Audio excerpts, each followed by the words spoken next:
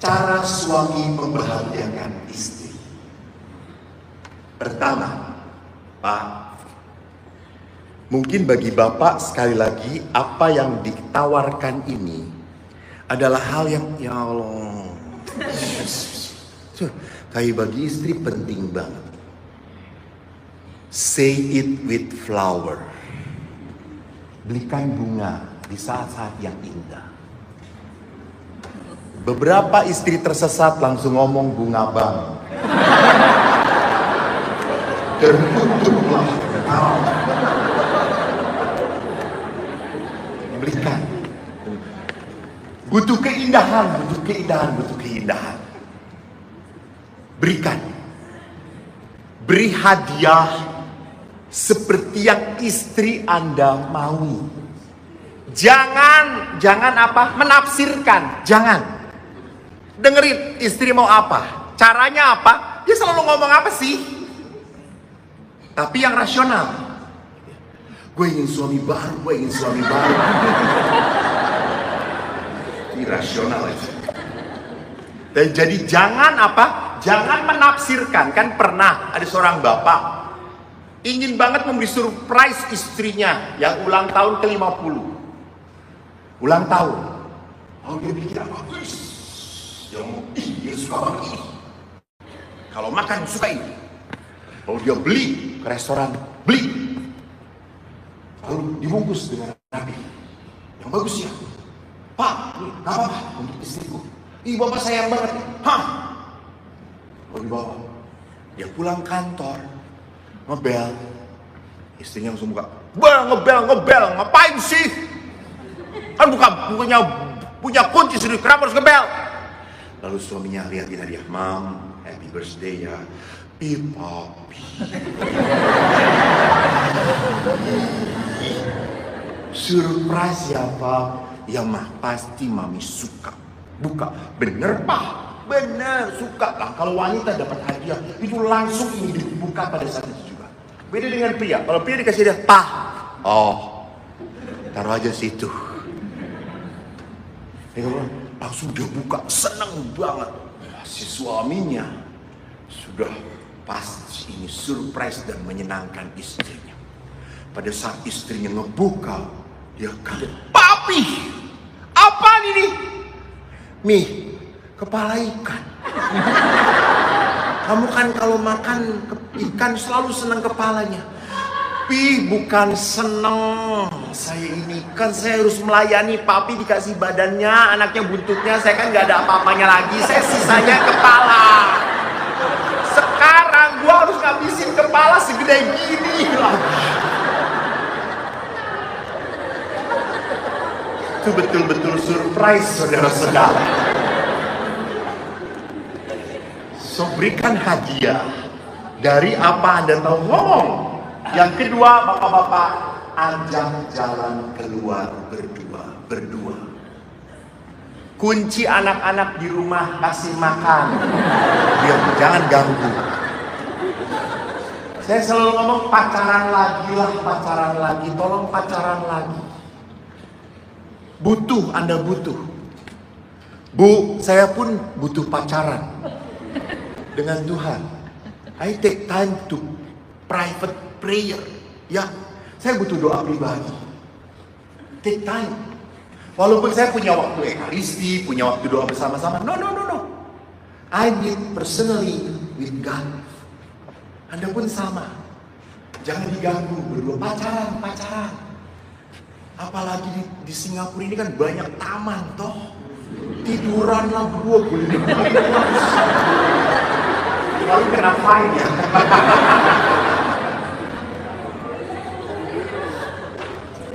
Pak, yang ketiga, bukakan tutup pintu mobil Anda kalau istri Anda keluar.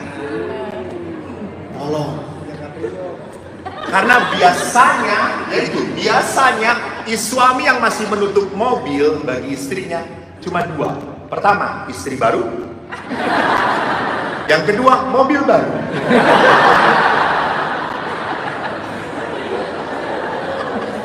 Karena kalau perempuan tutup mobil, coba, Mami, bibitnya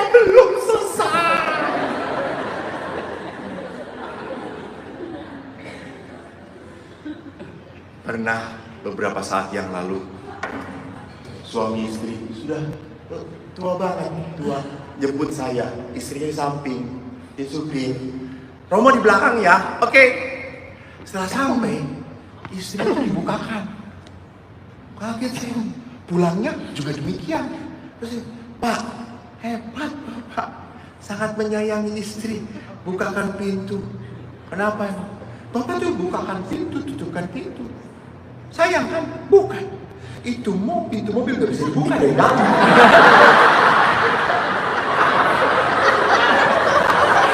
Saya pernah Romo, saya pergi, saya tinggalkan istri saya di wah, sampai dia telepon, aku masih di mobil. Matilah saya.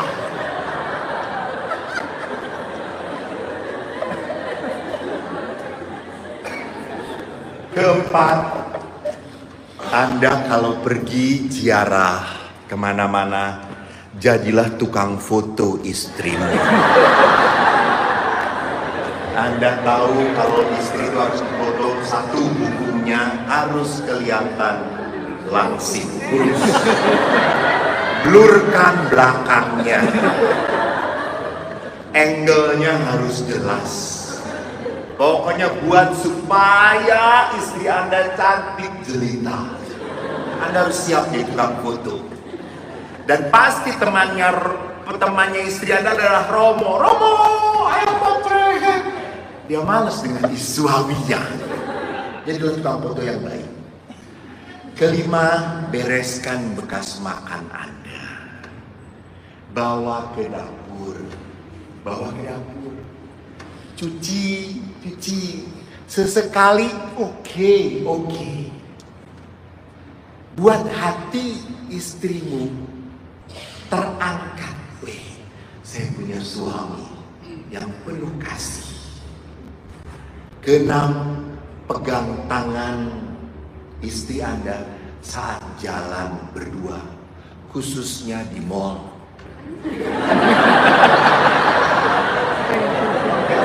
Biar fokus jalannya. Karena kalau mau ke restoran, ini godaan banyak. Istri suka belok kanan, putar ke kiri, putar ke kiri dan ke kanan, ke kiri, ke kanan, dan tidak sampai lagi, dan sampai lagi. Dipegang istri Anda. Itu tanda bahwa Anda mencintai kartu kredit Anda.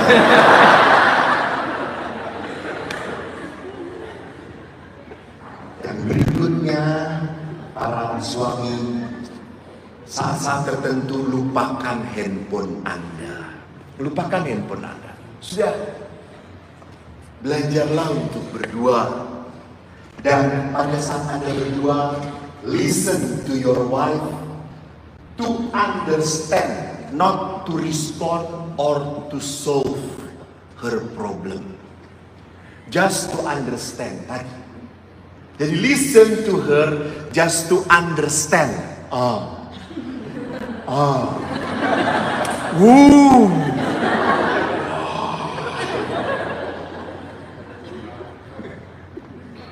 Yang terakhir apa? Sentuh istrimu, banyak disentuh, bukan untuk hubungan seksual. Sentuh aja. Sentuh. Physical touch itu penting. Jangan ujungnya untuk hubungan seksual. Enggak, sentuh aja. Beri sentuhan, dekat. Itu membuat dia comfortable. Di situ dia akan terbuka. Jadi bagi wanita itu apa? Lihat bahwa need dia, batin dia terpenuhi, maka fisik dia akan mudah. Maka kan di dalam hidup perkawinan intercourse itu apa sih bahasa lainnya? Konsumen satu lagi, making love. itu bukan hanya semata-mata hubungan badan, tetapi bagaimana membuat situasi nyaman. Karena bagi laki-laki itu kan seperti seperti gas gitu, disulut sedikit langsung bluk. Perempuan itu lama. Kalau laki-laki tuh lihat kutangnya terbuka sedikit.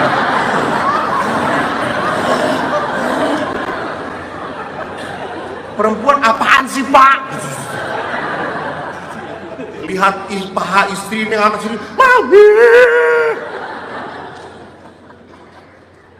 Jadi kalau suami itu cepet on, kalau perempuan itu on off.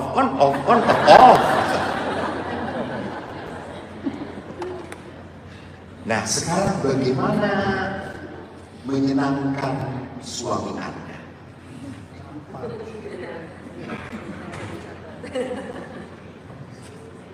Kok hilang ya? Takut dia pak.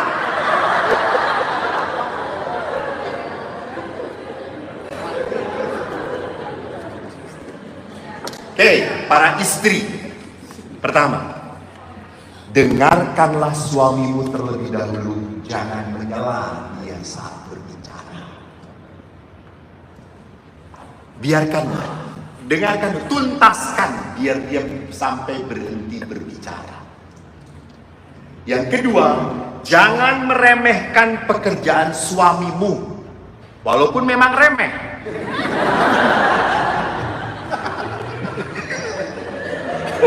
Karena eksistensi keberadaan suami dari pekerjaannya. Jadi kalau suami itu misalnya lampu udah mati lama, gak diganti-ganti, seminggu, sebulan, baru setengah tahun dia ganti, puji, papi hebat banget, kamu berani mati, tidak takut jatuh dan tersengat listrik. Oh, you are my hero. Hal sepele, ganti lampu coy. Harus dia bawa sendok, bersihin sendok, pujilah. Pekerjaan yang sepele pun, nyapu, wow, how great you are. Clean now, you know. Oh my God, my husband really my angel, you know. Hargai pekerjaan walaupun remeh. Karena perempuan tuh bisa banget ngerjain tugas suami kan. Saya yakin suami istri itu super power. Betul. Istri itu kalau sakit jarang mengeluh, jarang. Suami itu baru sakit ini, nih sakit nih, encok nih, pijet nih. Istri itu jarang mengeluh, baru setelah sakit mati.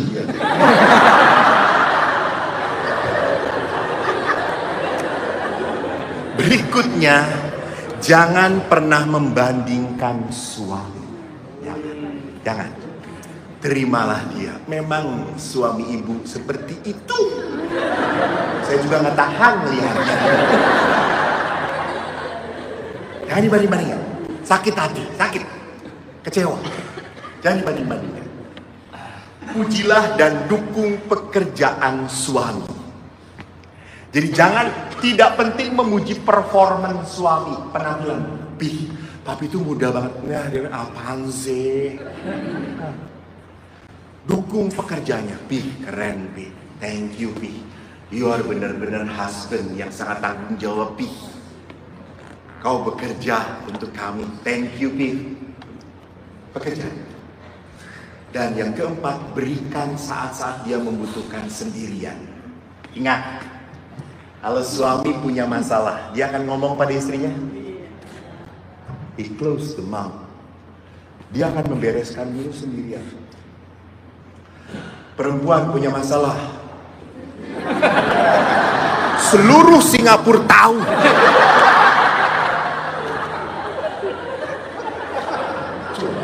Itu bedanya perempuan. Status IG-nya lah, Facebook, aku sedang menderita.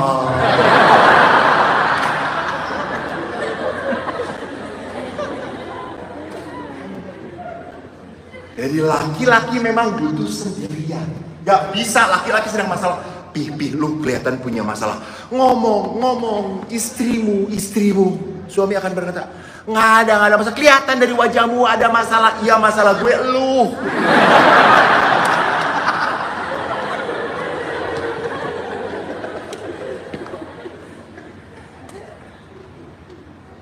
Kelima,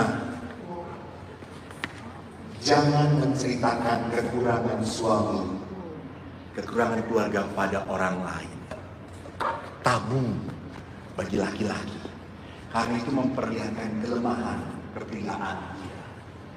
Please, jangan cerita. Kalau ngegosip di antara wanita saja, cukup. Jangan sampai suami Anda dengar. Karena kan istri nggak mungkin cerita lah ya. Istri itu, suami gue, sama.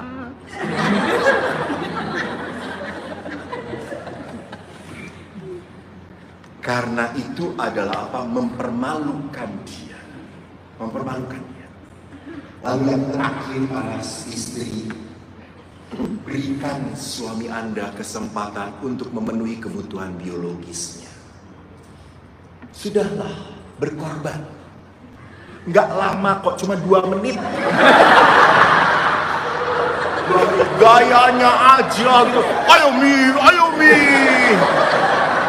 Coba nah, ayo naik.